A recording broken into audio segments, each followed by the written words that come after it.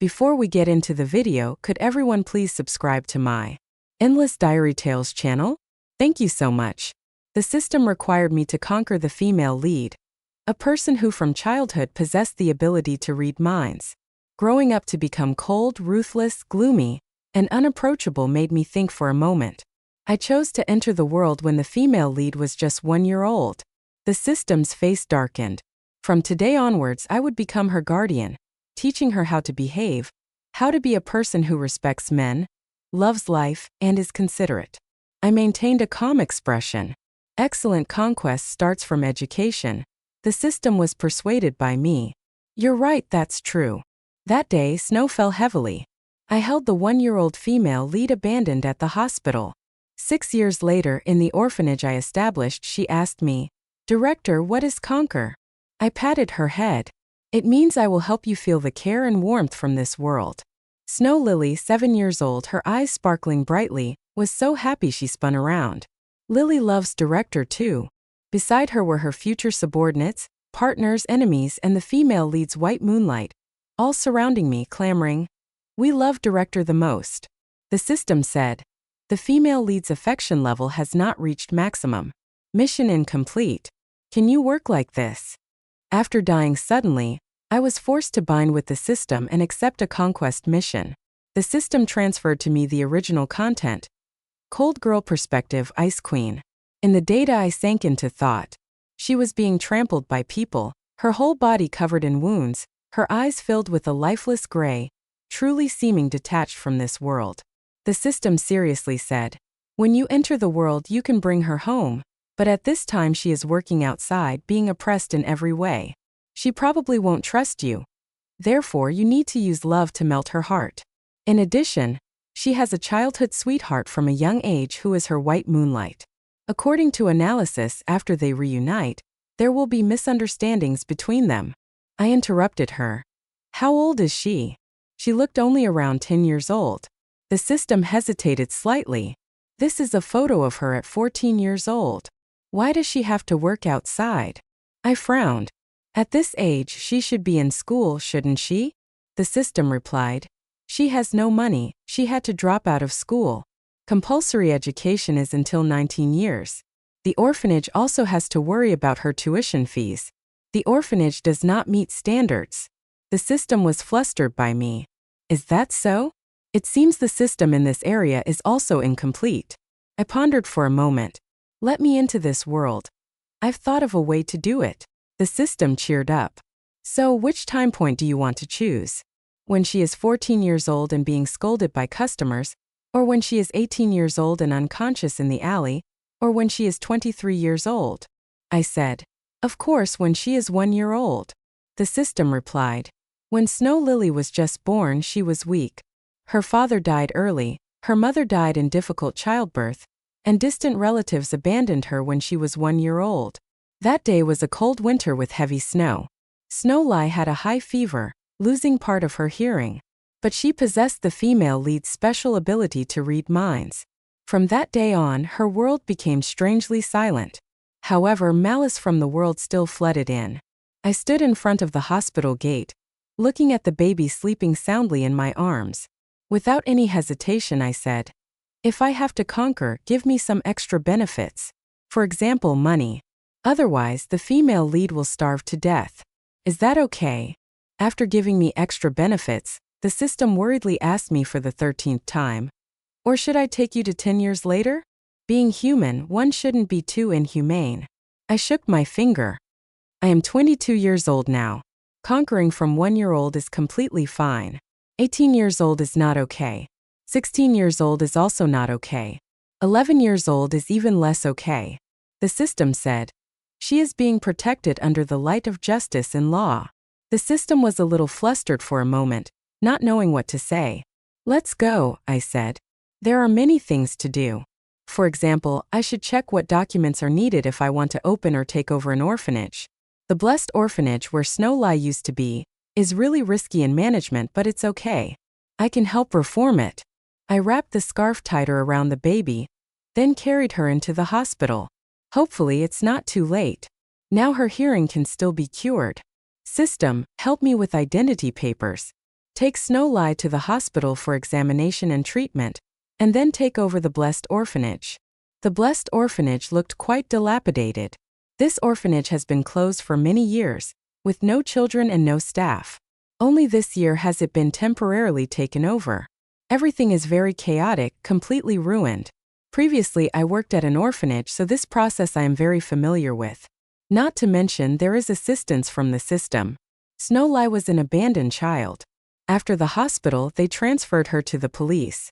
With a series of my procedures, Snowlie was adopted by me and brought to the Blessed Orphanage, becoming the only child in the orphanage. The plot details are exactly the same as the original story, but different in that this time, the director of the orphanage is me. I both cared for Snowlie and rebuilt the entire orphanage step by step, improving the infrastructure of the orphanage. Everything progressed very smoothly. The system was heavily shocked. Snowlie's affection for you is soaring, already reaching 80. I wasn't too surprised. Children are closest to the people who take care of them every day. Although Snowlie didn't understand what love was, she already knew to reach out her hands when I picked her up and give me an innocent smile every time. Every time like that, the system would mutter to itself, "How could this be? Can it really be like this? Turns out it can be done this way." I didn't care about its words. Looking at the completely new orphanage in front of me satisfied, I said, "Efficiency is quite good. I wonder if there are suitable educational facilities nearby. I've looked at the policies in this area. Orphanages can have their own schools, but the Blessed Orphanage is clearly not qualified yet. I need to try harder." The system didn't understand choosing silence. Thanks to bringing her to the hospital in time and my careful care, Snowlie's health was very good. At the age of 3, she could already run and jump and call me director in a lisping voice. The small child, Snowlie, asked me, "Director, what does my name mean?" I hugged her and said, "The day you were born it snowed. Your mother really likes snow." She was too young to understand loss and separation, but I also didn't want to erase the meaning of her name. Snowlie seemed to understand. "My name is because Mom liked it. Mom also loves me, right?" I patted her head. "Mom loves you very much." She happily returned to her smile again, grinning foolishly. Then I taught Snowlie to write her name. I asked the system. Systems are also divided into many types, right? The system was stumped by me, starting to think seriously. "I don't know, but we are all conquest systems, you guys." I realized something unusual. "Do you also have colleagues?" "Yes, but I don't have a name." Could it be they all have names? Did they all name themselves? The system said naively. Before I knew it, a good friend named Tiny appeared. There was also Tiny Scene, Tiny One, Tiny Master. I asked, "So why aren't you like them, naming yourself?" The system hesitated for a few seconds, but before another colleague said that they weren't focused on work after naming themselves and did other things. "You can also do other things, for example, run this orphanage with me," I said. "But I am also performing a conquest mission, so this is not neglecting work." "Really?" The system seemed excited. "I can also name myself?" "That's right," I smiled. "What do you want to be called then?" "I will run the orphanage with you. I want to be called Lucky." I thought, Lucky sounds good. The system was silent without movement, but I guessed it was probably sharing the joy with its friends. The day the orphanage officially reopened, I led Snowlie to welcome the new children. I looked at the documents. Perhaps due to the plot details, Snowlie's childhood friend in White Moonlight in the future, Ethan Young, also arrived. His parents both died in a car accident, and then he was sent to the orphanage at 8 years old. His adoptive parents took him to immigrate overseas. The story didn't mention much about this part, but Ethan Young, from an obedient and lovely boy, gradually became a classic villain image. The living experience overseas was certainly not pleasant. I carefully investigated and discovered that his adoptive parents actually did not meet the adoption standards. It was again a problem with the orphanage's regulations. So, looking at the small boy in front of me with a timid look, I sat down, gently patting his head. "Ethan, be good. From now on, this will be your home." He blankly looked at me. Perhaps my eyes were full of patience. The most sensitive children felt no pressure at all. He carefully reached out. Power and boundless wealth, but after many years of being discovered, it is dissatisfied with the person who released it, thinking that person came too late. In my library, there is that story. Love is also similar to that. I calmly said, conquest power is actually an exchange, exchanging love and receiving love in return. But if they have never received love since childhood, do you think fake and insincere love can exchange for anything? So if I appeared when Lily was 15 or 16 years old, how could it compare to the time of growing up together? To succeed in conquest, the host chose the time of 1 year old, right? Not entirely like that. I smiled at a little boy who ran over. I just want to tell you one thing. What thing? Conquest power is too broad a word. I said there are many kinds of love in the world. Teaching them this is also a strategy. Host, you are really different from the people I have met. How many people have you met? In my eyes, you were just a child too. I picked up the little boy and sat him on the swing. Perhaps in your assessment, conquest power was once my job, so you chose me. What did you do? Before he was confused, but before there were many people who loved you. Host, really?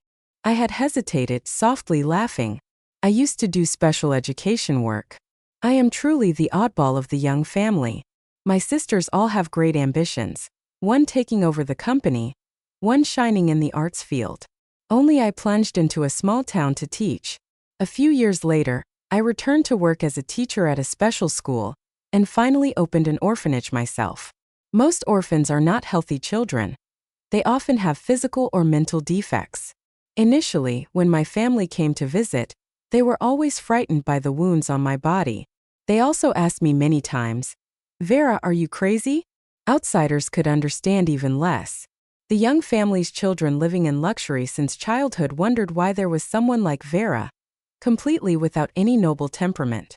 But everyone's life always has a few events that completely change a person. But I don't want to judge what is noble and what is ordinary. I also have no intention of using grand words to prove that I am superior to others. Actually, I am just an ordinary person among countless people, just coincidentally choosing to go this path. Therefore, I don't bother with doubts or ridicule. I just smile lightly. I and you are the same, all doing what we want to do. Lucky asked me, so what completely changed you? Who knows? I said my childhood memories are very vague, but perhaps there was such a thing. Actually, I still remember. I remember our school once organized a charity event. We wore flared skirts and pretty little vests and went to the special school next door to give gifts. But that day, we didn't meet any students from that special school. I heard their teachers say, fearing they would hurt us, they locked them in the dormitory. We put books and clothes on their desks, took a few photos, and then left. I saw on the table a book. It was a fairy tale book. Each sentence Tiny Star asks, what does a star look like? I also want to know if it's delicious. In the story, the stars in the sky are all candy. Tiny Star can't see stars. Why? The owner of that book has never eaten candy. I looked at the delicate little vest on my body, laboriously took out a candy from my pocket, and secretly tucked it into the book before leaving. I looked up at that dormitory building. I saw a few dirty little boys huddled in front of the window looking at us. Suddenly I felt sad. I only brought one candy, and only one little boy can taste the star. After a busy week, the new children brought vitality and vibrancy to this small piece of land, and also brought more things to worry about. From the brand of milk supplied to the children to recruiting new teachers for the orphanage, all these things needed me, the only person to do it myself. Fortunately, I had Lai's help. He could help me monitor the children's condition to avoid accidents. Otherwise, even if I had 3 heads and 6 arms, I couldn't manage. Our orphanage was not large. I had soon recruited chefs, cleaning staff, doctors, nurses, and caregivers, but the position of cultural teacher was too important. I still had to discuss opening classes and definitely had to recruit trustworthy people. After many rounds of interviews and selections, I finally found someone very suitable for my liking. That was a young man whose appearance could rival stars. He was very young with neat short hair, red lips, and white teeth. He had a gentle personality, and there was a small mole at the corner of his eye. Honestly, I guessed his family was not bad based on his way of speaking and demeanor. He was probably a young man who grew up in privileged conditions, but his skin was a bit dark and his cheeks were flushed red from sunburn in the highlands. His name was Alan Drew. Director Young, hello, he said, and he also reached out his hand. Hello, Alan. Drew's joining helped me have more time to take care of the children's schooling. Orphanages that met the conditions organized their own classes, while orphanages that didn't meet the conditions usually went through procedures for children to go to school outside. Considering the special characteristics of some children, I decided to set up different classes, dividing classes for children to study. After completing all the procedures, I led Alan Drew to recruit another group of new teachers, officially starting teaching at the orphanage. There were not many children in the orphanage, so I only divided them into one class. The class name was chosen through democratic voting. The children liked the two words green sprout, so the first class of the blessed orphanage, the green sprout class, was born. In these kinds of things I was always very experienced. Alan Drew was clearly also well prepared, so the implementation of the courses was very smooth. Actually, in the early stages of children, the important thing is not to impart knowledge but to build habits and form character. I opened a storytelling class, telling them a story every day. In the world of fairy tales, the sky will always be sunny, the bad guys always fail, the prince will meet the princess, the ugly duckling will become a beautiful white swan, and the small animals saved will come back to repay. Of course, not only fairy tales. Maybe when they grow up, they will understand that reality is not as they think, but I still want them to believe in fairy tales. However, after story time, Alan Drew would also teach them safety education classes. They are not allowed to intentionally harm others, but they must also know how to guard against others. I can teach them to treat the world kindly, but someone also needs to tell them that not everyone has good intentions. They must always be vigilant and learn to protect themselves. Snow Lily was appointed by me as the class monitor of the Green Sprout class. The small girl began to realize her responsibility, striving for the harmony of the class every day. The little class monitor was often very enthusiastic, but sometimes also encountered difficulties. For example, today Director Today C cried. The little girl sadly lay on my lap and I heard her thinking, why don't his parents want him? Since coming to the orphanage, Kane Rowan has been much happier, but sometimes in the evening, he still secretly cried. Snow Lily couldn't help him solve this sadness. She could only come ask me what to do. According to Snow Lily's description, his mother loved him very much, so Snow Lily didn't understand why Kane Rowan's parents abandoned their child. I patted Snow Lily's head and said, people are different. There are some parents who don't love their children. Snow Lily was surprised and asked, then why did they give birth to him? I explained, there are many reasons that we don't know. But what I want to tell you is that Kane Rowan's parents abandoning him is against the law. In this world, there are still many children abandoned by their parents. Kane Rowan has you as a friend worrying about him, but there are many children who don't even have friends. Snow Lily opened her round eyes wide and said, really? I made a suggestion to Snow Lily. When you grow up, you can protect children like Kane Rowan together. Snow Lily listened attentively, stood up and ran outside saying, Lily will go talk to Kansas director goodbye. I smiled and said, go ahead, Lily. In fact, in the original story, Kane Rowan is a person who is very protective of others. The people under him are all street punks, most of whom are without parents. I don't believe this is just a coincidence. Although in the plot description of him, the man with the birthmark on his face looked scary, his face cold as if without any emotion, perhaps in his childhood, he also once yearned for this.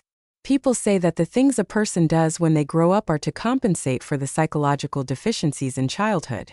I thought at least this time I absolutely cannot let Kane Rowan become the big boss of the Black Gang. The first autumn of the school year, I announced the news. Tomorrow the whole orphanage will take a day off. In an autumn outing, previously for the convenience of management and to ensure safety, the children rarely went out, not to mention organizing collective outings. The autumn outing location was chosen through democratic voting, and the decision was the zoo. I had also contacted some places like the Science Museum and Botanical Garden, but finally found that only Metro Zoo in the neighboring city was the most suitable. I heard that when children from orphanages visit the zoo, the director is willing to waive entrance fees and even cover lunch in the park. We only need to pay for transportation costs ourselves. I learned more and discovered that Metro Zoo was quite famous because the environment was very good. The animals there were also very intelligent, and had even cooperated with a large entertainment company to film a reality TV show. This show is still very popular to this day. The Metro Zoo director is also very famous, partly because he is handsome and partly because he is always dedicated to ecological and animal protection activities. Out of curiosity, Lucky and I searched for photos of the director, a face that was too young and handsome. Lucky suddenly said, "I remembered it." "Remembered what?" I asked.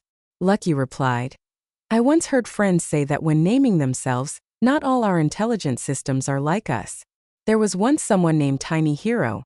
He had the ability to communicate with all living things, then chose an owner and helped that person communicate with animals, as well as promised to always protect forests and animals."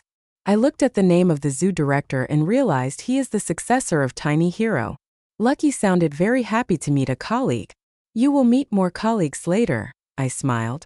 Contacting me was a young man from Metro Zoo. His WeChat name was Tiny Strict. True to his name, his voice was bright and very enthusiastic and patient. "Director Young, please rest assured that on that day, we will reduce the number of tickets sold and send staff to accompany you to guide." Lucky whispered. "He also has the aura of Tiny Hero. But strange, why is there also data of Tiny Word? Who is Tiny Word?" Before I had time to ask, Lucky had already muttered to himself and disappeared. I guess he wanted to contact his friends, but if there was contact with these lovely systems, it proved that Metro Zoo was really the best choice.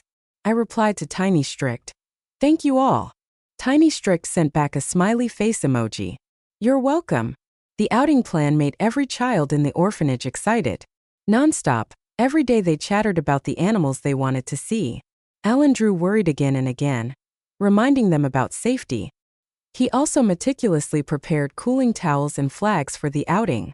The flags were stuck on the children's small backpacks, and the towels were bright blue, tied around the children's wrists and tied into a bow. On the towels was printed our contact information in case the children got lost and didn't know how to return. I divided the children into 4 groups, and the group leaders were chosen by themselves. Each group had its own flag and was responsible for the members of the group, not letting anyone get lost. For the first time going far away, the group leaders with small faces promised me firmly they would watch over everyone. Their expressions, both expectant and nervous, made me smile indulgently. I rented a large bus, and in the laughter of the children, when the sky was still dimly lit, we set off. Metro Zoo was indeed well-deservedly famous, green and filled with life. Tiny Strict was a young man. This definitely became the most popular activity every week. Sometimes the children even skipped weekend snacks just to line up to participate in the activity. When winter came, Alan Drew and I bought new winter clothes for the children. Alan Drew said, "Director, this year has passed inspection. Next year there will probably be more new children, right? Not only that, next year our orphanage will officially open for adoption. Choosing adoptive families must be very careful." Alan Drew nodded in agreement. "The orphanage here is not large. Even if there are more children, it's estimated to be only about 10 children. It's okay. In a few years when I get more funding we will expand. Must eat one bite at a time, don't rush. Must go step by step. Wanna eat hot pot?" Passing by a fragrant hot pot restaurant, I asked Alan. Drew was stunned, "But we have to go back already tomorrow." "Improve the meal, let's eat small hot pot." I winked at him. Delicious food must be shared together. Alan Drew looked at me, his eyes suddenly becoming gentle. He smiled, his eyes curving. "Director, sometimes I feel you are very similar to someone I know, but some points are similar, some points are not." He folded his arms, blowing a hot breath. "The first time I met you, I was a bit confused. So you remember that person, right?" I said. "By New Year you can go visit him. I also miss him a bit." Alan Drew frowned but said, saying this to him, "I'm a bit shy." I realized his meaning. "That's your relative?" "It's my older brother," he said. "Just like you, he is also a teacher." I was a little surprised, but not really. Everyone's life always has 1 or 2 things that change them, maybe one person, 1 year. The new year was approaching. On New Year's Eve, North City had a small snow. I organized for the children to build snowmen together and play snowball fights. Everyone played very happily. Only Snow Lily sat silently on the steps, chin in hand, looking at the sky. I had bought them winter clothes. She took off a furry glove, reaching out to the snowflakes falling from the sky. I guess what she was thinking. I said to her, You were born on a snowy day. That was also the first time you met your mother. She probably thought that every time it snowed, her mother would come back to visit her, but she didn't. She didn't sit there long. See. Rowan and Ethan Young, one person pulling one hand, came over. Lily, hurry, come here. Snow painting. June's 5 paintings are finished, only you left. Ethan Young, his face flushed red from the cold, but his expression very excited, said, I drew a little fawn. C drew a little goldfish. What will you draw, Snow Lily? She squatted down, starting to draw. A minute later, Ethan Young doubted. What are you drawing? Is it a silkworm? It's a rooster. C. Rowan looked for a while, then concluded. Snow Lily, originally intending to look cool, immediately widened her eyes.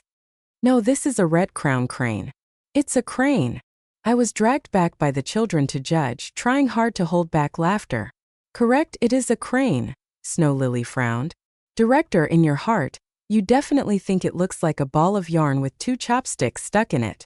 Oh dear, been found out. All right, I patted Snow Lily's head. Let the director help you draw a crane. Okay, the little boy who was sulking immediately brightened up. The snow activity ended, and I urged them to go inside to wash their hands and faces with warm water to avoid catching a cold. The new year in the orphanage was not lonely at all. Many people came to visit us. Alan Drew also did not leave. Asking him, he only said, This is the first new year with the blessed orphanage. I want to be with the children. We pasted spring couplets, watched the spring festival gala, played games together, and made wishes together. I had prepared lucky money envelopes for each child. Inside were gifts and my wishes for them. At the same time, I also received 27 pieces of paper written with each child's wishes.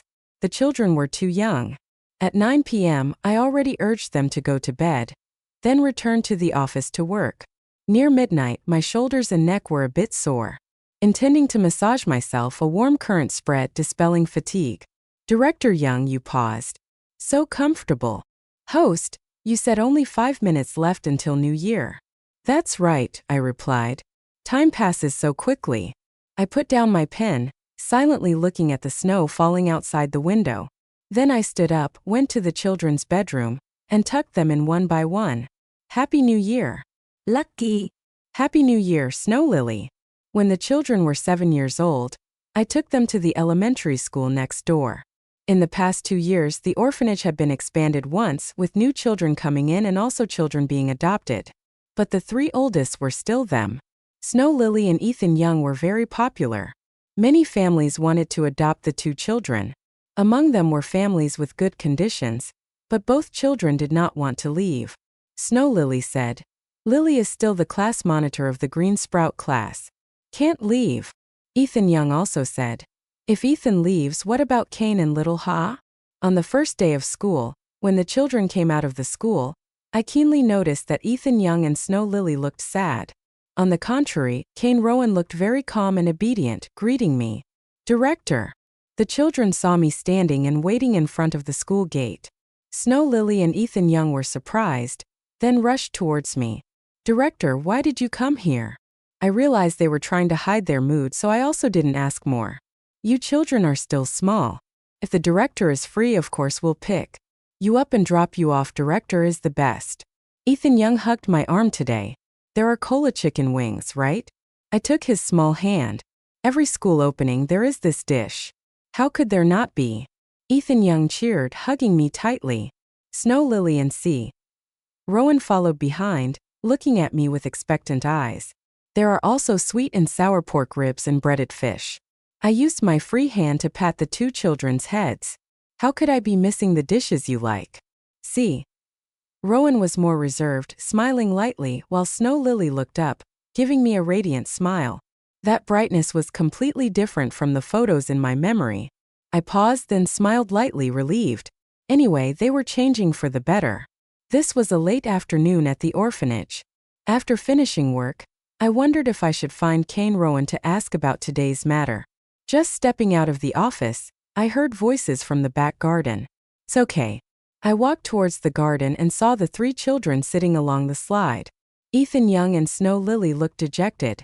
Only Kane Rowan was comforting them. It's okay, but the children all said, Ethan is unfair. I heard everything already at school. No one said anything about your birthmark. Snow Lily said, everyone thinks the birthmark on your face is because. Rowan seemed anxious too. Is it because? Ethan Young asked. Snow Lily nodded. Don't rush, speak slowly. Lily Little Haw, you once said the director told you everyone is different, right? See. Rowan was silent for a while, then pulled his small face as if seriously saying, there are some fathers who don't love their children. There are some fathers who love their children. So some children see the birthmark on my face as very cool. Some see it as very strange and scary. It's also normal, Ethan Young. I'm just afraid you're sad, afraid you'll secretly cry. I won't anymore. See. Rowan shook his head. Do you guys remember last winter? The director led us to paint. Snowell asked, is it the face painting one? The director said we could paint princesses, princes, knights, little devils, heroes. Then the director painted a mask for me, saying, now I am a masked knight. Right? That day you were very popular. Everyone only wanted to play with you, Ethan Young said. See. That day you were really cool, but I know the director wanted to tell me it's okay. See. Rowan said, initially I thought I was very ugly, but the director told me I am the coolest child. After that, I never thought I was ugly again. Rowan is the greatest. These words, after Ethan Young and Snow Lily heard them, all felt more relieved. So it's okay whatever other children say. It's okay for me. Rowan looked left and right and said, moreover, I still have you guys. You guys will help me explain. The director is the person I like the most. You guys are all ranked second. Me too, like the director the most, then you guys. I stood behind, listening to the innocent and pure words, making me unable to help but be moved. Then I smiled, waiting for the 3 children to hook their pinkies, promising to be good friends forever.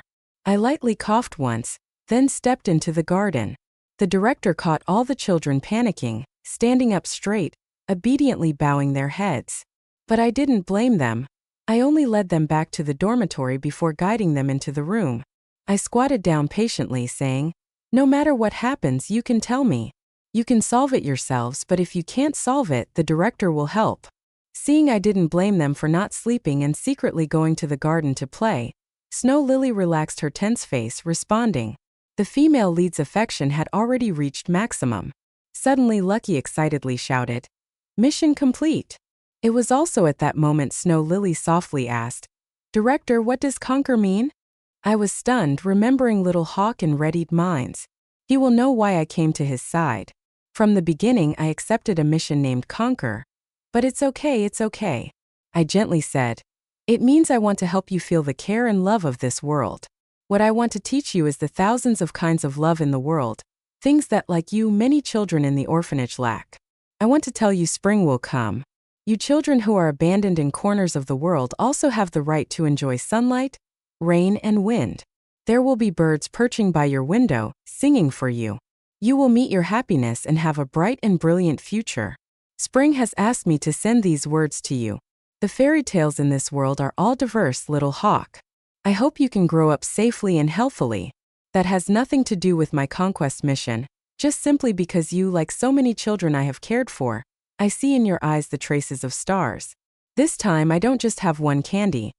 I want to become the person who makes candy so that one day all of you can know the taste of stars.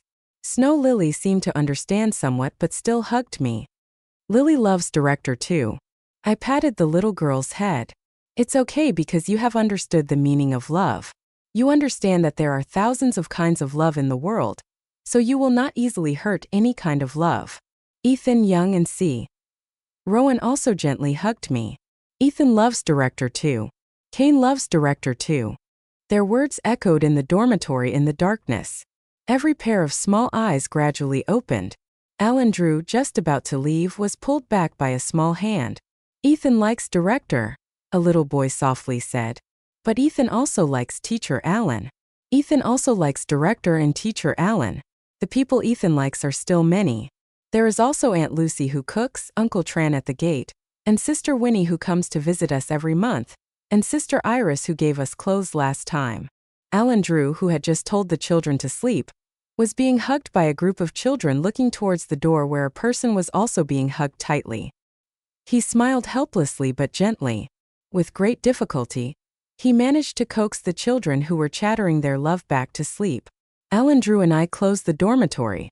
Right in front of the office door was a glass jar hung with star-shaped lights. Inside the jar were small cards. I reached out and took down the jar. The largest card was written in familiar handwriting. Even some words were written in pinyin, but every stroke was very careful. Director, this idea was thought up by the whole Green Sprout class together, no mistake. But the director's door is too high, so we had to ask Teacher Alan to help hang it. According to our observation, the director likes stars very much. See. Rowan said the director looks at the sky. Ethan Young said the director looks at the moon, but Ethan thinks the director is looking at stars. There are no moon-shaped lights, only star-shaped lights. But Ethan Young said he drew a moon for the director. Every year we organize birthday parties for us, but we don't know when the director's birthday is, so we asked Teacher Alan. Only then did we know the director's birthday is the first day of spring. But we have to go to bed, so we can't say happy birthday in the evening. We are all good children, very obedient to the director. Happy New Year, happy birthday. We all wrote small messages. Director, please keep them and read them privately. Green Sprout class, Snow Lily, Ethan Young, Kane, Rowan, Wendy, and the signatures of each child were written neatly on the card, not missing a single one. The director told Lily that the day Lily met Mom it snowed. It was winter. Lily doesn't know what day she met the director, but Lily thinks it was spring. Spring is the season of all things growing. It is the most beautiful season in fairy tales. Also the season Lily met the director. Lily sends the first letter of spring to the director because Lily loves the director the most. Snow Lily, I don't know who set off fireworks. The sky was brilliant, flowers blooming in the night sky. Happy New Year, happy birthday. Dean Young, Happy New Year. I hugged the star jar, reading the letter of spring, suddenly remembering that once Lucky asked me if one day Snow Lily knew I came here to conquer her, what would she do? At that time I thought and said to him, "It's okay." Just like I once told Snow Lily, "It's okay. Love doesn't distinguish high or low, only distinguishes true or false." In this world there are many kinds of love. Conditional and unconditional, false and true, pretended and frank, unrecognized. But also a kind that knows the beginning is false but the ending gives 100% sincerity.